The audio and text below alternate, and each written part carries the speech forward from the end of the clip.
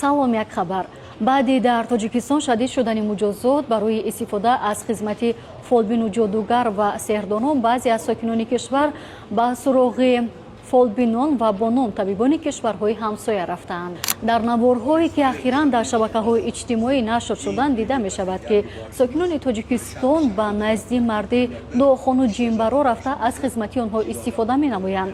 марди дуохон ва ҷимбарор бо забони узбекӣ гап мезанад, аммо маълум нест ки ӯ аз кадом минтақа мебошад. ин мард ҳатто гуфтааст ба зудӣ ба душанбе меояд ва ба ниёзмандон давом мебахшад. аммо дар тоҷикистон фолбинии ҷодугарӣ ва истифода аз хизмати онҳо манъ мебошад. барои ин ҳатто ҷазо дар шакли ҷарима аз 3750 то 4500 сомонӣ ба ё зиндон пешбинӣ мекунанд. аз Зедмобайл миллионро гирдбурди асосӣ 1 миллион сомонӣ ҳар моҳ то 30 000 сомонӣ бурд карда мешавад. ҳамагӣ бо 3,5 сомонӣ айди рамзро бихар ва иштирокчи бозӣ бурднок шав. Зедмобайл аз 2 то миллион 1 қадам роҳ аст. хабарҳои бештар дар телеграм канали Азия Плюс.